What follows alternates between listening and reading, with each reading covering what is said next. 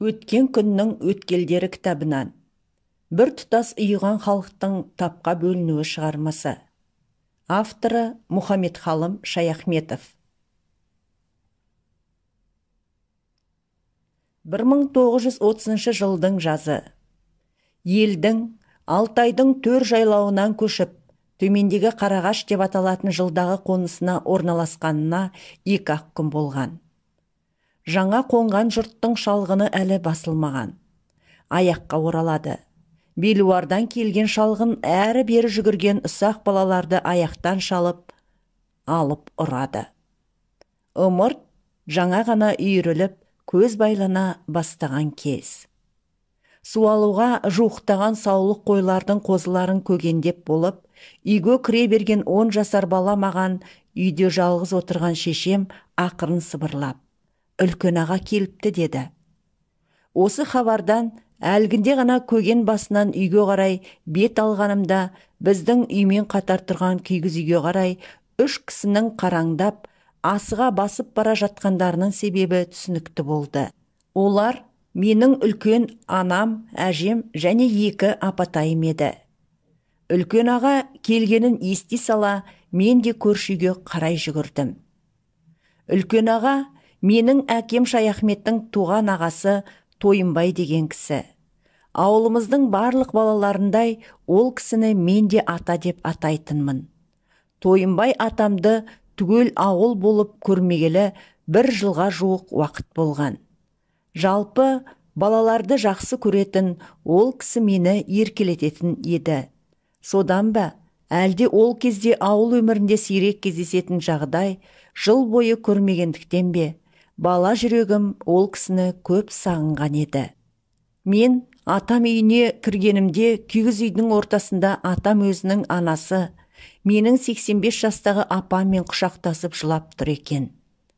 60-тан асып, егде тартқан, бурыл сақалды адамның «апам, анам» деп қайталап айтып, қатты-қатты өксіп тұрған түрі мен үні менің бала жүрегімді өртеп жіберердей әсер етті. Үлкен кісінің көкірегі мұндай қақ айырыла жылағанын алғаш көргенім осы еді. Бұл кісі кім? Қайдан? Қалайша сағындырып келіп тұр? Ол біздің ауылымыздың жасы жағынан ең үлкен, дәулеті жағынан ең әлді шаруа болатын. Халқымыздың салтымен ауылдың адамдары ол кісіні құрметтейтін, айтқаның 2 еткізбей сыйлайтын, есімін атамай, жалғыз ұлының атымен әйкеңнің атасы дейтінді. Ал неше түрлі сүйкімді, келісімді, еркелетер, жортақы аттар қоятын жеңгелерінен басқа ауыл әйелдері үлкен аға деп атайтын. Алайда әйкеңнің атасы басқа біреулерше үлкенмін, үстемдігімді жүргіземін демей, ауыл қоғамының шаруа істеріне көп араласпай, көп сөйлемей, үндемей жүре беретін еді. Тойымбай атамның атқаратын қоғамдық ісі шет кеткен ауыл малдарын қайыру. Ауылдың аз ғана түйелері алыс, шалғай кетіп қалмауын қадағалап және көшіп қону күндерін белгілеп, көшер алдында жаңа жұрт шалу болатын. Соңғы 2 жылда кеңес үкіметінің жеке шаруаларға адам еңбегін жалдауға тыйым салуына байланысты қойшы жалдағанды тоқтатып, кезегі келгенде үздіксіз 3 күн ауылдың қойларын жаятын. Өткен 1929 жылдың күзінде Байқұлаққа жатқызылып, мал мүлкі тәркіленіп, өзі аудандық соттың үкімімен 2 жылға бас бостандығынан айыруға кесілген. Содан кейін жыл өткізіп, ауылға оралып отырғаны осы. Біздің ауыл деп отырғаным, сонау патша билігі тұсынан бастап кеңес үкіметі 1920 жылдардың аяғында аймақтарды аудандарға бөлгенге дейін Семей облысы, Бұқтырма уезі, Күршім болысы, нөмірі 6 әкімшілік ауылға қарасты Науәй Байсақ әулеті аталған аз ғана ауыл. Найман тайпасының ішіндегі Көкжарды, Көкжалды руының 6 буыны Батыр Көкжал Барақтың атасы Өтей деген аз ғана атадан тараған 10 буын. 20 ғасырдың басында бар жоғы 2-ақ старшын болған аз ғана Өтей руы оңтүстік Алтай өңіріне, 18 ғасырдың 70 жылдарында қазіргі Семей облысы, Жарма, Шар аудандарындағы Қызылсу, Шар өзендерінің бойынан ауып келіпті. Сол жылдардан бері Өтейлердің қыстау мекендері басы оңтүстік Алтайды жарып шығып, орта ағымында Алтай тауының Зайсан ойпатына тірелген салаларын жағалай ағып, ертіске құятын Күршім атты ағынды суы Мөлдір өзенінің оң жағалауына орналасқан.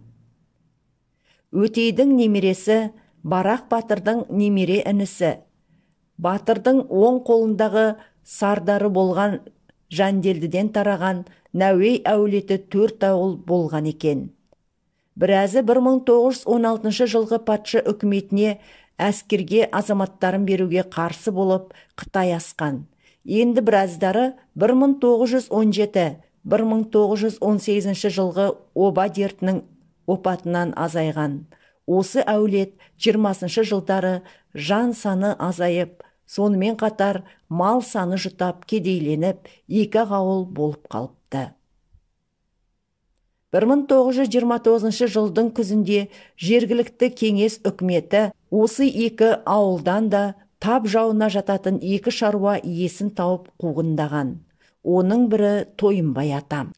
Орталықтан алыс Қазақстанның қиыр шығысында жатқан Оралтай жоғарғы ертіс алқабына кеңес үкіметінің ауқаттыларды тап жауы ретінде жою науқаны еліміздің басқа аймақтарынан 1 жыл кейін жетіпті. Үкіметтің басқа жерлерде жүргізіп жатқан таптық саясаты жөнінде ұзынқұлақ естіп жүрсе де, жергілікті тұрғындар өздеріне мұндай сұмдықтың келе қоятынына сенбей, Құдай сақтайдымен жүре берсе керек. Сондықтан да осы науқан өз ауылдарында іске асырыла бастағанда, халық күтпеген жерден жау шапқандай болыпты. Тойынбайды кеңеске шақырыпты. Кешкісін үйіне жібермей, сонда ұстап қалыпты. Ертең соттайды, мал мүлкін алып қояды екен деген суық хабар ауылдың зәресін ұшырды. Шынында да келесі күні таңертең ауылдан сотқа барамыз деп кісілер дайындалды. Әр нәрсені қызық көретін барлық балалардай мен де барамын деп жалынып жүріп, шешемнен ол күні әкем үйде жоқ еді. Рұқсат алып, салт аттылардың біреуінің артына мінгесіп, солармен бірге сот болатын ауылға келдік. Ол жылдарда адамдарды соттау қазақ арасында болмайтын, болса сирек кездесетін таңсық оқиға. Адамдар көп жиналыпты. Нөмірі 6-шы бір әкімшілік ауылдан бұл жолы сотталғандардың саны 6-7 адам. Олардан басқа сотқа келгендер ауылдың көп белсенділері, куә адамдар, сотталушылардың жақын туыстары, жай қызықтап жүргендер де аз емес. Соңғылардың ішінде байлардың мал мүлкін тартып алып, кедейлерге бөліп береді дегенді естіп, бөлістен тиесі олжасын дәметіп келгендер де бар. Бұл кезде біздің Өр Алтай маңындағы қазақтар арасында аса ірі байлар болмаған көрінеді. Ірі дегендерінде 1000-дай қой, 100-200 жылқы, ал түйе, сиыр түліктерінен ондаған бас болса керек. Ондай байлар 1926 жылы тәркіленіп, жер аударылып жіберілген екен. Ал енді биыл, яғни 1929 жылы мемлекет ауыл байларының 2-ші тобына құзырын салған.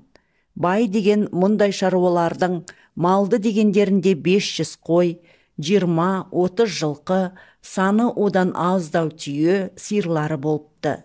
Сол жылы ауыл кеңес бойынша мамыр айында ресми жүргізілген мал санағының мәліметінде Тойынбай атамның шаруашылығында 350 қой, 2 тайлы құлынды бие, 3 ат, 1 айғыр, 5 түйе, мезді ірі қарадан 5 бұзаулы сиыр, 1 өгіз және 3-4 бойдақ бас болғаны көрсетілген.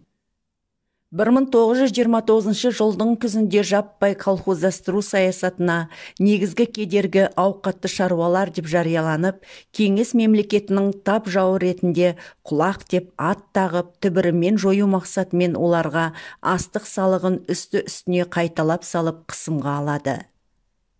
Бір салған салықты орындаса, одан 2 есе мол қайталап салық салып отырған. Ол кездегі ауылдағы ауқаттылардың көпшілігі егін егумен айналыспаған. Сондықтан астық салығын орындау үшін олар оны астығы барлардан сатып алуға мәжбүр болған. Қолында малдан басқа қаражаты жоқ қазаққа дер кезінде астық салығын орындау оңай болмапты. Салықтан құтылу үшін астықты малға айырбастайтындарды табу керек болады. Ондайлар сирек. Ендігі амал қолдағы малды базарға апарып, ақшаға сатып, одан түскен ақшаға астық сатып алу қажет. Салықтан толық құтылуға қажетті мөлшерде ақшаға мал алушылар да дер кезінде табыла қоймаған. Ал салықты орындау мерзімі қысқа, тұжырымды.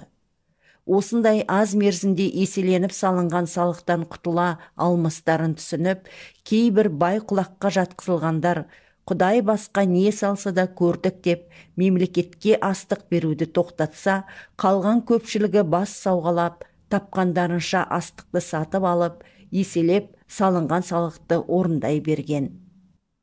Ақыры салықты орындау аяқталмай, оған берілген тұжырымды мезгіл өткен соң жергілікті үкімет орындары кеңес үкіметіне оның саясатына қарсы болғандықтан мемлекеттік салықты дер кезінде төлемеді деп, ал төлегендеріне мемлекеттің көзін алдады деген қисынсыз айып тағып, жоғарыдан келген жоспарлы сан бойынша құлақтарды соттап, мал мүліктерін тәркілеуге кіріседі.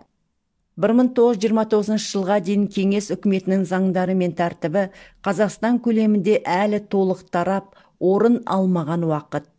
Сол жылдардағы Қазақстан Компартиясының бірінші хатшысы Голощекиннің Қазақстанда кеңес үкіметі әлі орнаған жоқ, мұнда екінші кіші октябрь революциясы керек деп Сталинге жазғанында шындықтан тым алыс кетпегендей. Ол жылдардағы сот мәжілісін жүргізу де өзгеше, қазіргі түрінен әлде қайда бөлек. Сот мәжілісі кеңседе емес, ауылдағы бір шаруаның кеңірек, ыңғайлы деген үйінде жүргізілді. Үйдің төрінде кішкене аласа столды айнала сырмақ үстінде сотты жүргізушілер отыр. Олардан сәл төмен, басқалардан оңаша 6-7 сотталғандар жайғасқан. Үйдің қалған бос еденінде орналасқандар, айғақтар, сотқа тартылғандардың туыстары және сотқа жай келгендер. Олардың арасында балалар да бар.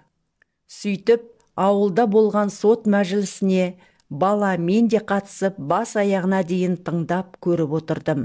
Соттың мәжілісінде істі тексеру, сұрақ жауап барысының қысқаша мазмұны мынандай. Судьяның сұрағы: сіз міндетті салықты неге орындамадыңыз?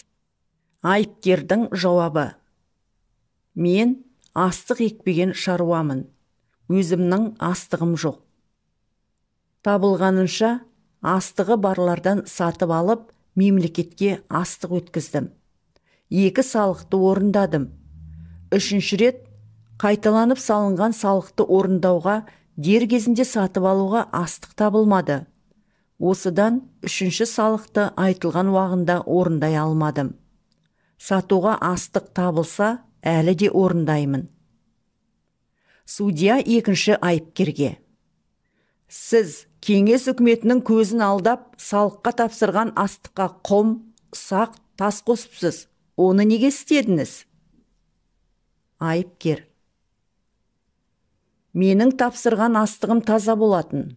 Ол астықты басқа адамдардан, базардан, кейбіреулерінің үйінен тазалығын байқап таңдап алғанмын.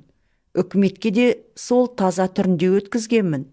Құм, тас қосқаным жоқ. Бұл бекер жала. Ондайды істеген болсам, бала шағамның игілігін көрмейін. Судья айғақтардың біріне: сіз бұл жөнінде не айтасыз? Астықты сіз қабылдап алдыңыз ба? Айғақ. Салыққа тапсырған астықты қабылдағанда тазалығын байқамадым. Салықтан түскен астықты мемлекеттік астық дайындау орнына апарғанда ғана анықталды. Бидай салған қаптың түп жағына құм, тас араластырып салып жіберіпті. Судья әлгі айғаққа қайталап, мемлекетке өткізген астыққа құм, тас қосып, үкіметті алдағандардың аттарын атаңыз. Айғақ.